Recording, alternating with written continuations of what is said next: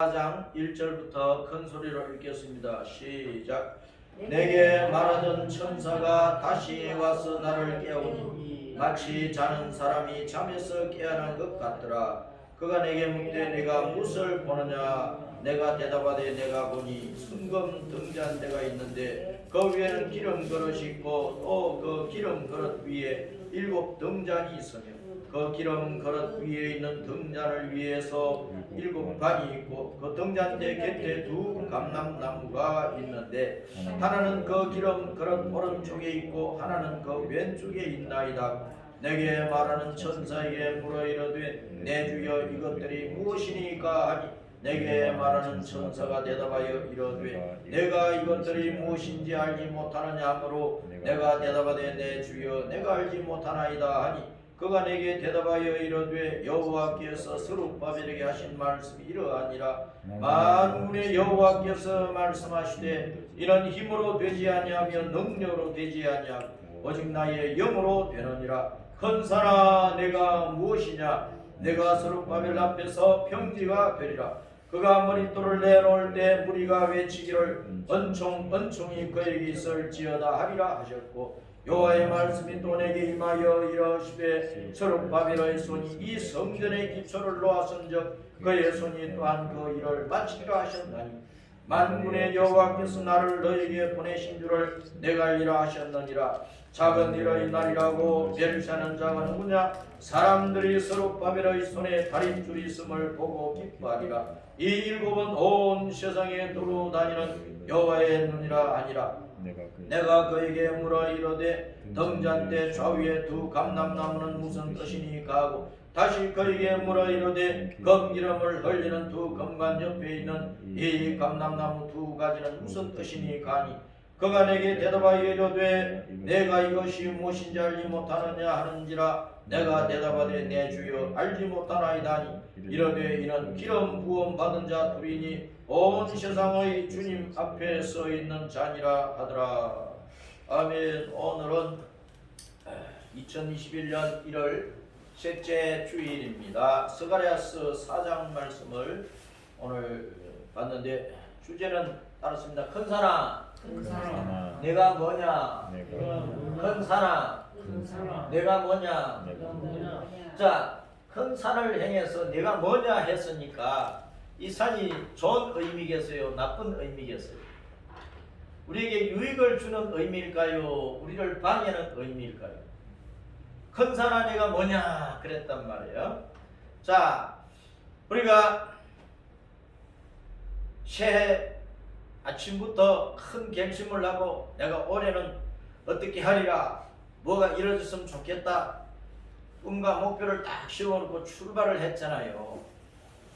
근데 매일매일마다 순탄하게 모든 일이 잘 되면 좋지만은 하루 가고 이틀 가고 한 달 가고 2달 가고 1년을 우리가 지나가는 가운데 높은 산이 생길 수도 있고 평지가 생길 수도 있고 골짜기가 생길 수도 있고 여러가지 난관에 부딪힐 수 있는데 그런 모든 것들을 뛰어넘어가야 또 열심히 해야 목표점에 도달할 수가 있다. 그래서 큰 산아 내가 뭐냐, 또 큰 산은 무슨 뜻일까 생각을 좀 해보세요. 자, 세계에서 가장 높은 산이 무슨 산입니까? 에베레스트 산이라 그래요. 참 험악하게 보이죠. 뭐 1년 내도록 하얀 눈에 덮여 있고 등산가들이 좋은 날을 택해서 간다고 해도 아래에서는 날씨가 좋은데 중간쯤 가다 보면은 또 날씨 변동이 생기고 꼭대기 올라가서 보면은 이제 눈보라치고 눈사태 일어나면 이제 죽는 거예요. 굉장히 험악한 산이라는 거예요. 자, 우리가 1년을 지나가는데 이런 험악한 산이 우리 앞에 턱 버티고 선 것처럼 어떤 어려움이 생길지 몰라요. 그래도 등산가는 목숨 걸어놓고 저 꼭대기에 올라가고 야 내가 세계에서 제일 높은 산을 내가 정복을 했다 야 그러잖아요.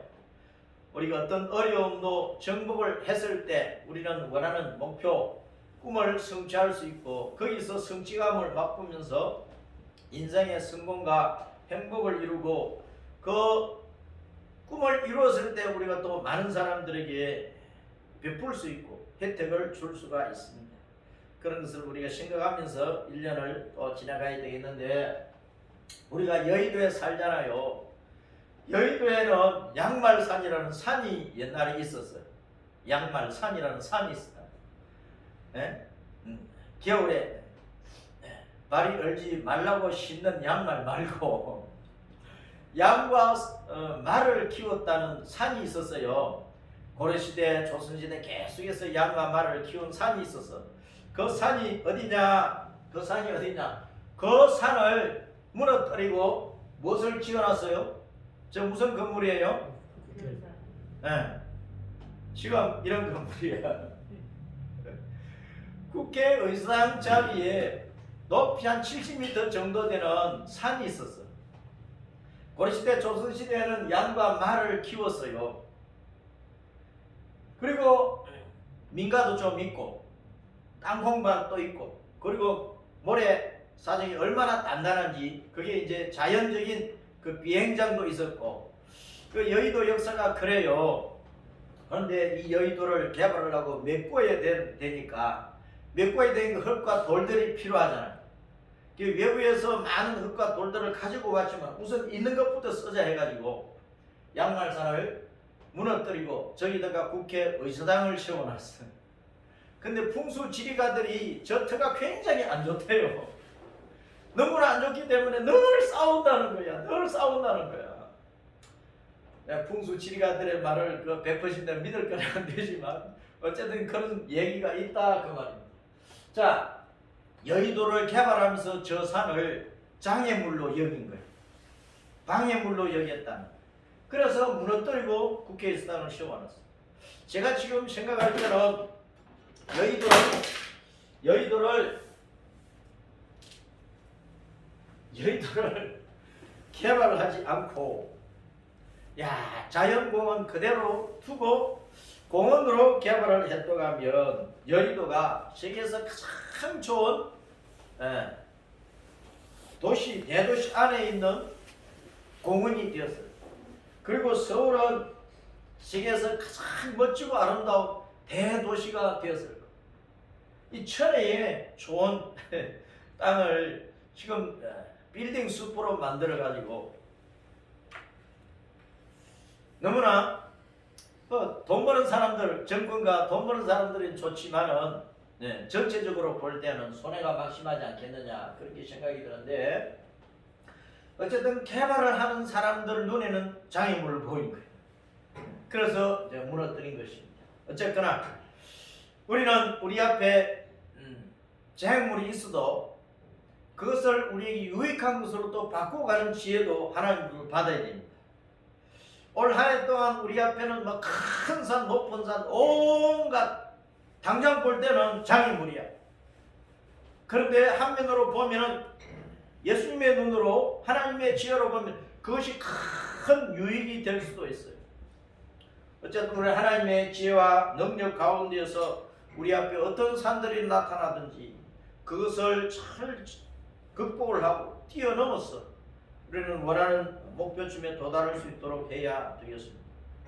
시편 121편에서는 눈을 들어 산을 보라 그랬죠. 눈을 들어 산을 보라. 내가 산을 향하여 눈을 들리라. 나의 도움이 어디서 오느냐. 천지를 주신 여호와에게서 나의 도움이 온다 할 때 그 산은 하나님을 나타내는 거예요. 나를 도우시는 하나님을, 큰 산처럼 영원 불변한 그 하나님께서 큰 능력의 팔로 우리를 붙들고 인도에 가시는, 우리를 큰 능력의 권세로 우리를 도우시는 그 하나님을 나타내는 것이 산이었어요. 자, 그런데 스가랴서 4장 7절에서 큰 산아 내가 뭐냐 그래. 큰 산아 내가 뭐냐. 그럴 때 큰 산은 따르습니다. 큰 방해자, 장애물. 우리 앞에는 큰 장애물이 많아요. 우리를 또 방해하는 것들이 세상에는 수두룩해요. 자, 그런 것들을 우리는 뛰어넘어야 돼요.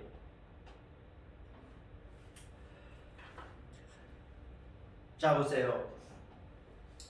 태산줄령 큰 산이, 험악한 고개가 우리 앞에 딱 딱 버티고 서서 있는데 그 태산줄령 그 큰 산 골짜골짜기 들어가다 보면은 심산유고 큰 깊은 산 깊은 골짜기 들어가다 보면은 산이 막 겹쳐서 나타나요. 첩첩산중이라 겹쳐서 나타나듯이 첫날부터 어려움이 생기고 이튿날도 어려움이 생기고 1월달에도 어려움이 생기고 6월달에도 어려움이 생기고 어려움은 늘 생겨요.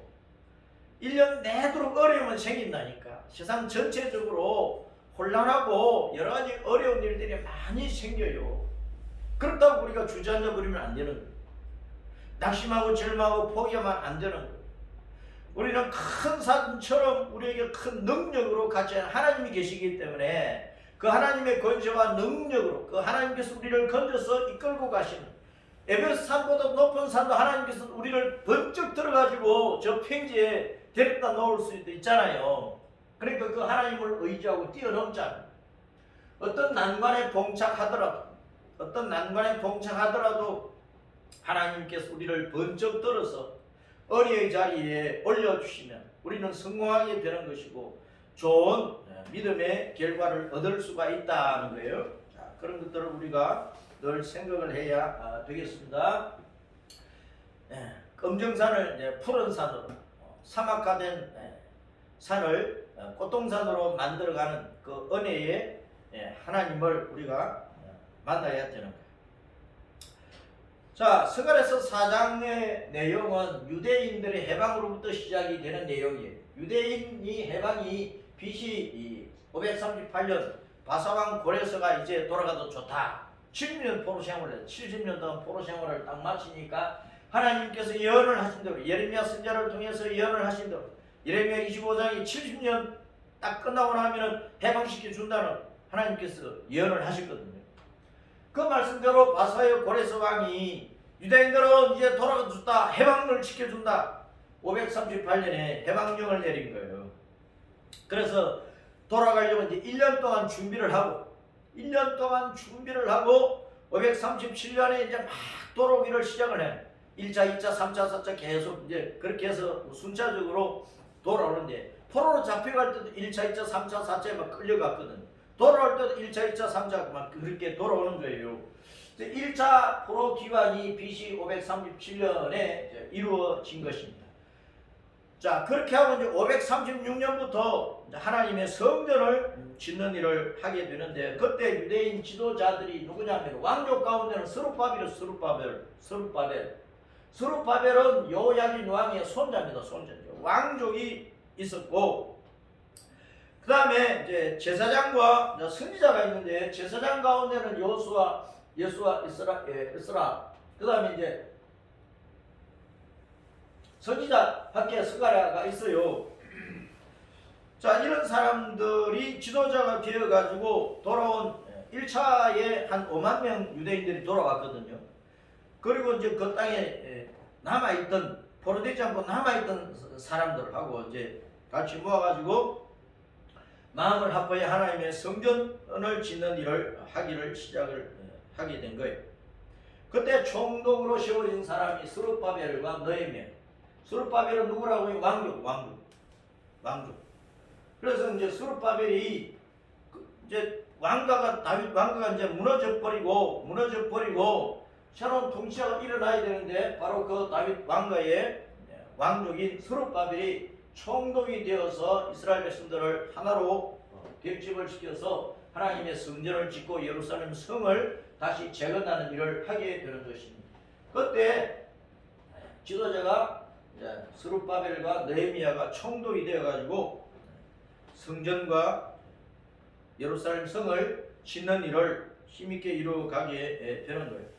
그런데 성전을 짓는 일을 기초를 딱 세워놓고 열심히 이제 성전을 지어가려고 하니까 방해하는 세력이 생겨났어.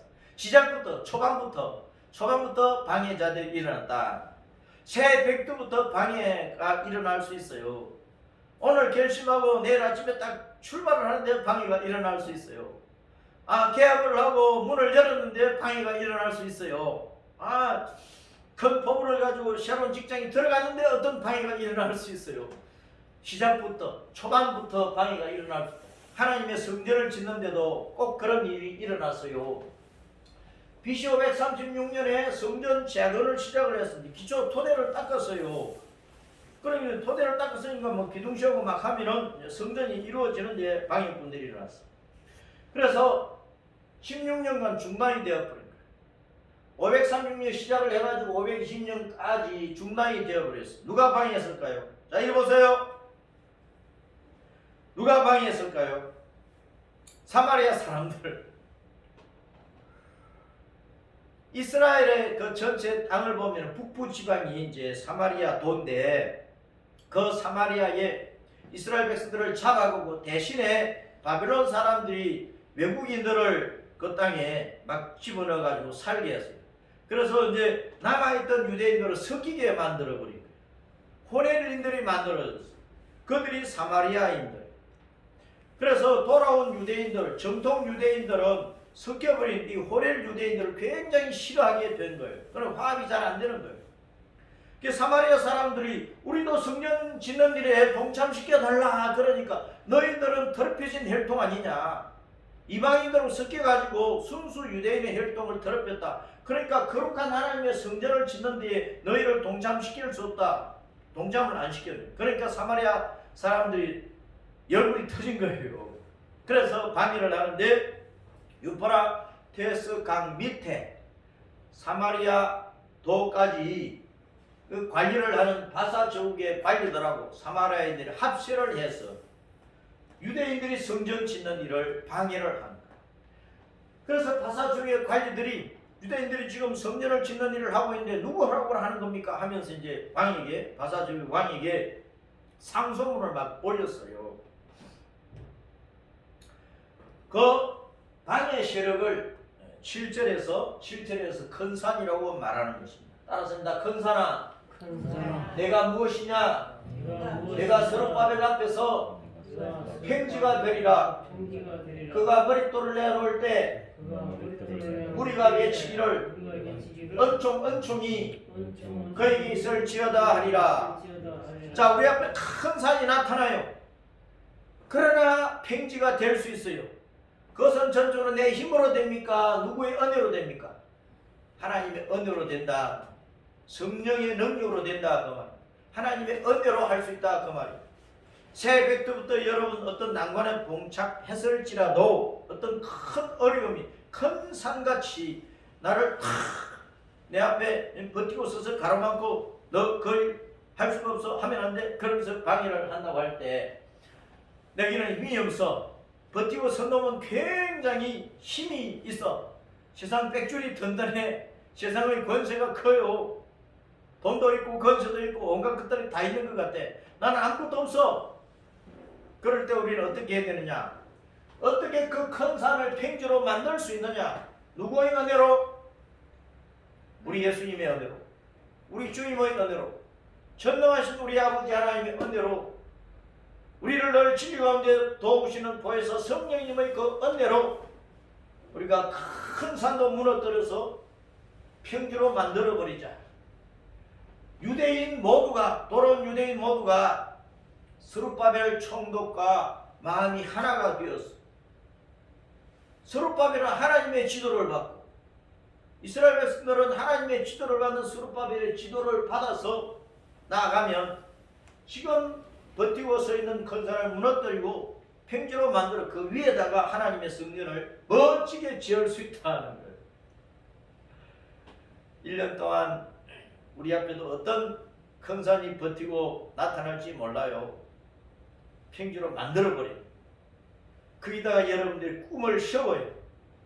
이루고자 그 목표에 그 아름다운 뭔가를 이루어야 돼요. 누구의 은혜로? 하나님의 은혜로. 하나님의 은혜로 하려면 우리가 어떻게 해야 돼요? 하나님 말씀 순종해야지. 기도해야지요. 주님 앞에 무릎을 꿇어야죠. 큰 산 앞에 무릎 꿇지 말고, 큰 산 앞에 무릎 꿇지 말고 주님 앞에 무릎을 꿇어라. 자, 그래서 이런 큰 산이 나타났는데 학자와 스가랴 선자가 다시 성전을 짓자. 낙심하지 말고 우리 성전 짓자. 용기를 잃어버리지 말고 다시 힘을 얻어서 성전 짓자 독려를 했어요. 관리들이 상소문을 올렸단 말입니다. 그 다리오 왕이 그 왕궁에 있는 문서 보관소에서 문서를 다 찾았어. 진짜 고레스 왕이 그렇게 허락을 했는가? 문서를 찾아보니까 고레스 왕이 해방령을 내는 그 문서를 발견을 한 거야. 그래 선대 왕들이 유대인들의 해방령을 선포를 해놓고 돌아가서 성전 지어라, 예루살렘 성을 재건을 하라 다 허락을 해놨거든. 그럼 그거 막을 수가 없잖아요. 그래서 다리오 왕이 성전 지어라, 예루살렘 성을 재건을 하라 다시 허락을 해주는 거예요.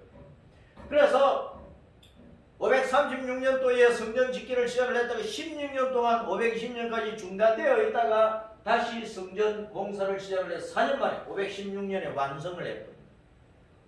4년 만에 지어버려. 4년 만에.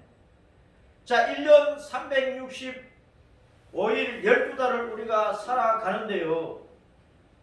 그 가운데에서 어떤 큰 산이 나타나도 하나님의 은혜로 그 무너뜨려 놓고 우리가 이루고자 하는 꿈을 4개월 만에 완성을 하든 6개월 만에 완성을 하든 여러분의 꿈을 꼭 이루시기를 바랍니다.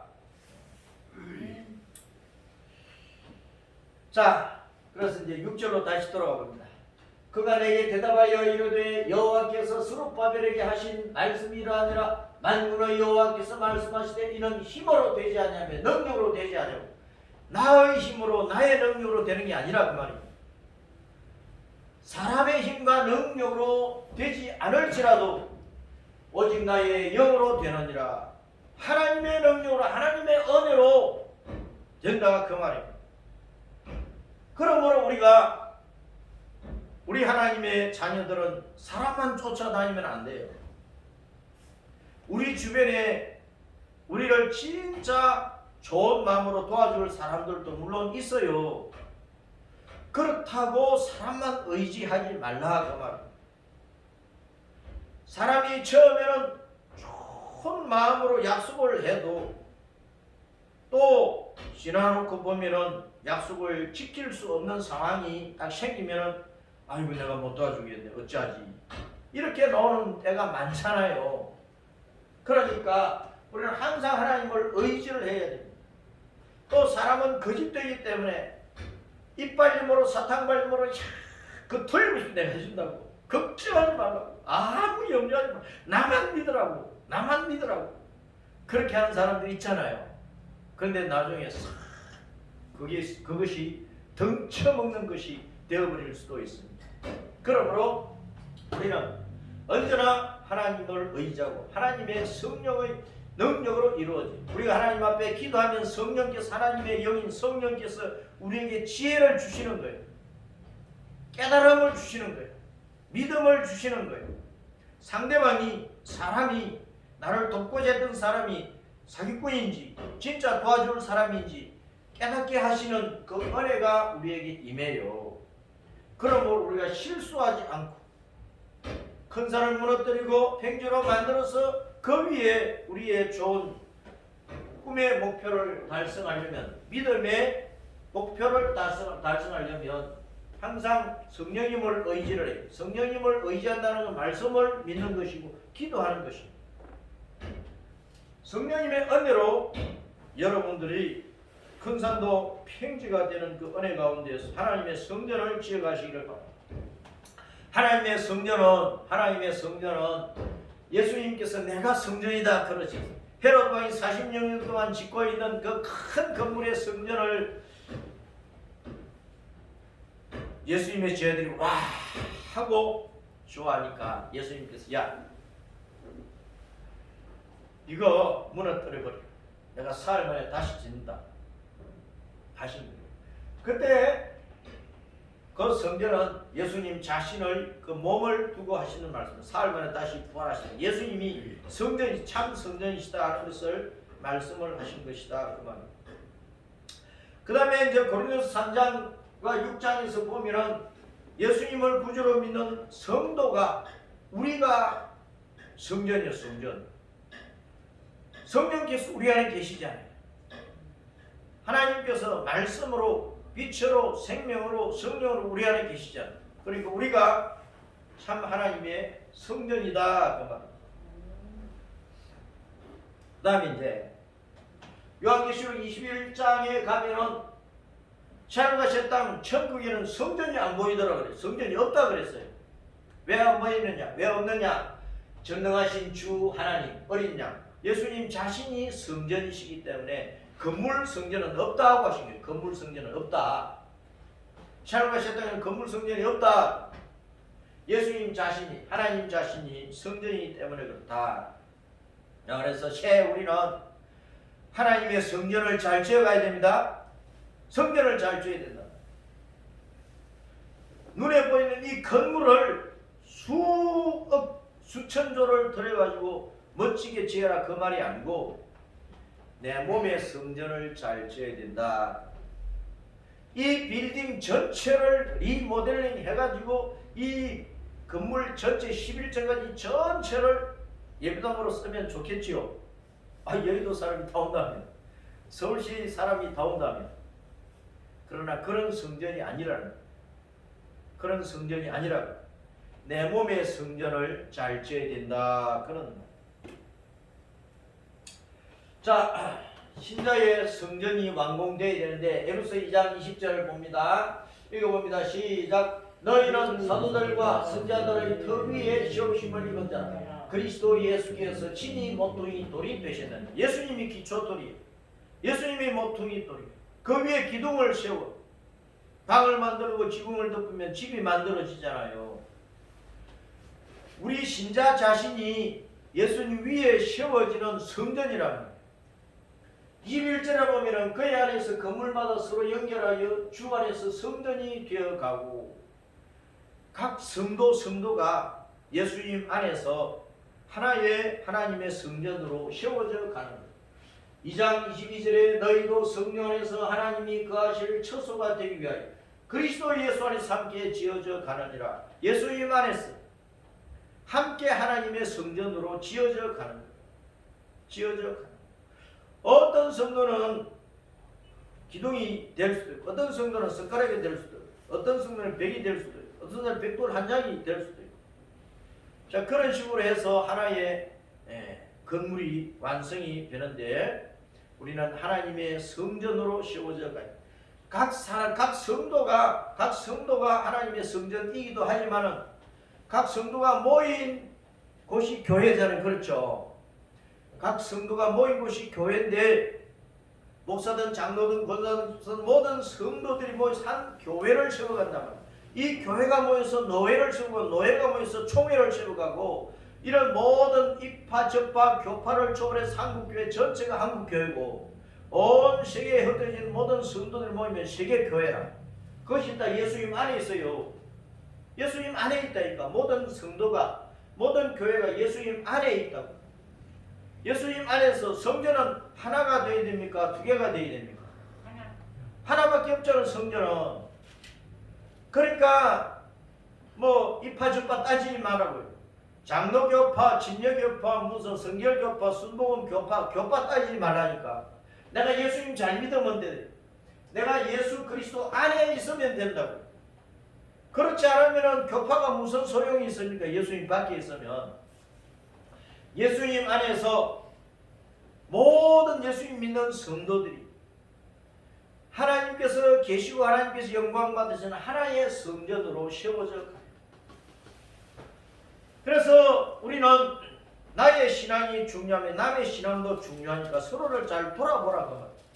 부부가 서로의 신앙의 유익을 위해서 돌아보고 가족들이 신앙의 유익을 위해서 돌아보고 하나님 말씀에서 벗어난 일은 없는지 도리에 벗어나는 일은 없는지 잘 돌아보고 잘못된 것은 책망을 하고 잘못은 고쳐서 회개하고 함께 거룩한 하나님의 성전으로 세워져 가야 된다 그 말입니다. 1년 6개월밖에 안 된 그 정인이라는 그 어린 아기를 왜 양부모가 때려서 죽여야 됩니까? 그들이 그리스도인 아닙니까? 목사의 자녀들이라면서요. 오늘 그러니까 한국교회가 뭔가 잘못되었다. 한참 잘못되었다. 예수님 믿는 신앙이 뭡니까? 예수님 안 믿는 사람들보다도 못한 윤리 도덕관 그런 양심을 가지고 어떻게 예수님 믿는다고 할 수가 있느냐고. 회개해야 된다. 회개. 우리는 예수님 믿고 구원받고 천국 간 이것만 알고 있으면 됩니까? 그렇게 신앙생활 하는데 천국 가겠어요? 그 살인죄를 지어가지고 살인죄라 말이야. 그것은 우리는 다시 오시는 주님을 바라보면서 내 신앙을 그렇게 세워서 거룩한 하나님의 성전이 되어가도록 해야 돼요. 유다서 1장 20절에 따랐습니다. 사랑하는 자들아, 너희는 너희의 지극히 거룩한 믿음 위에 자신을 세우며 성령으로 기도하며 하나님의 사랑 안에서 자신을 지키며 영생에 이르도록 우리 주 예수 그리스도의 긍휼을 기다리라. 다시 오실 주님을 기다리되 영생 천국에 이르도록 하기 위해서는 자기 자신을 지극히 거룩한 믿음 위에 세워야 된다고요. 어린아이를 짓밟아 죽이는데 그게 거룩한 믿음이에요. 그리고 끊임없이 기도하는데 육신의 욕망을 가지고 기도하는 것이 아니라 성령으로 기도를 성령으로 하나님의 뜻과는 상관없이 복달라 맹달라 하지 말고 성령 안에서 기도하는 성령님께서 야 너 오늘 순교해야 되겠다. 그럼 순교해야 되는 거예요. 성령님께서 야 오늘 너 누구한테 가서 전도를 해라. 처음에는 안 받아줄 거야. 침 뱉을 거야. 그래도 가야 돼. 성령님께서 말씀하셨으니까 성령으로 기도하라 그 말이에요. 하나님의 사랑 안에서 자신을 지키라고 세속에 물들지 않도록 그것이 우리가 하나님의 성전으로 세워져가는 성도의 신앙이란 말이에요. 유다서 1장 20절 21절에서 가르치는 이 신앙을 오늘 말세 시대의 성도들이 이루어가야 된단 말입니다. 이 신앙이 한국교회에 보입니까? 안 보이잖아요.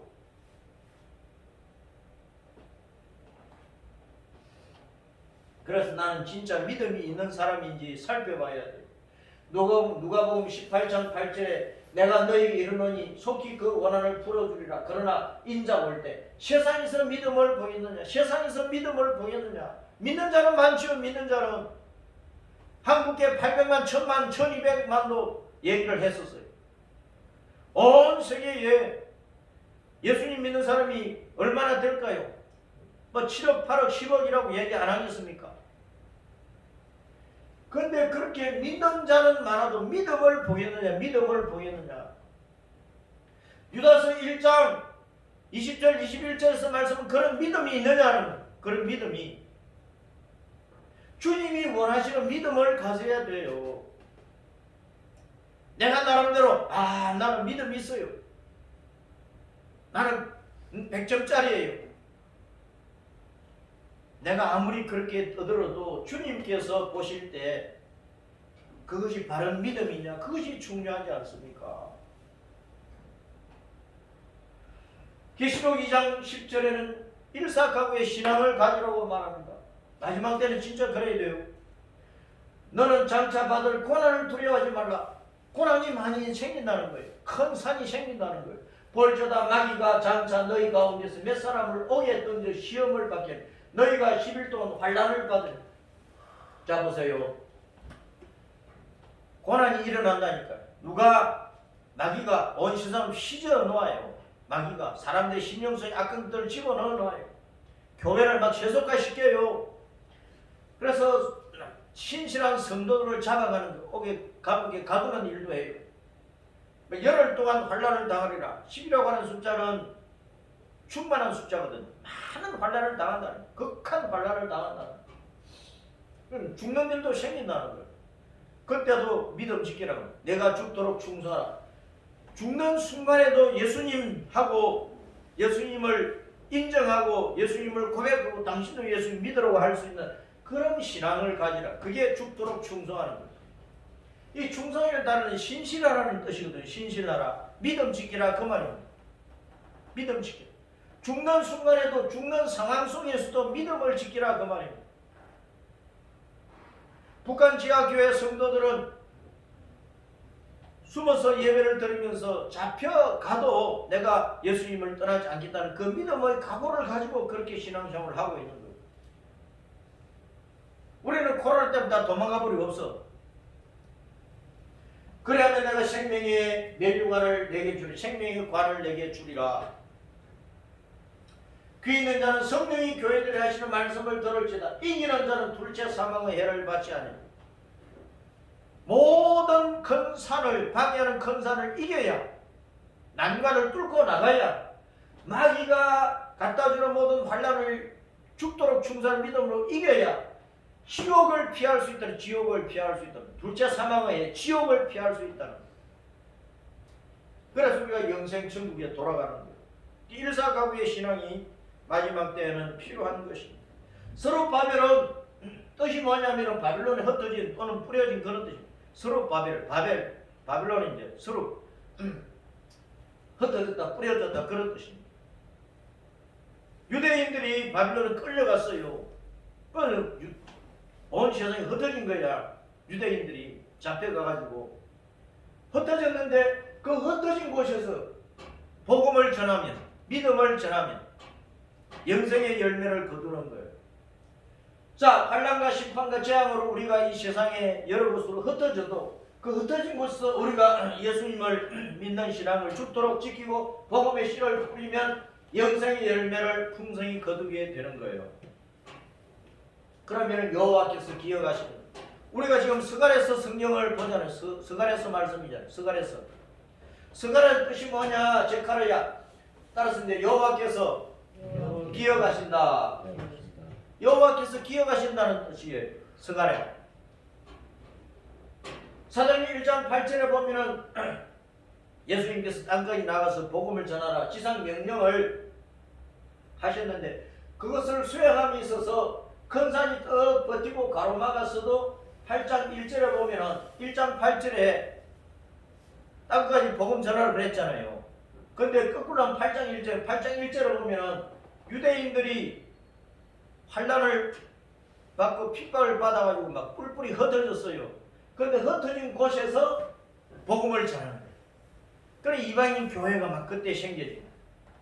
그래서 빌립보 교회든 에베소 교회든 뭐 스무나 교회든 이런 교회들이 흩어진 유대인 성도들이 흩어진 곳에서 얼마나 살기가 힘들어요.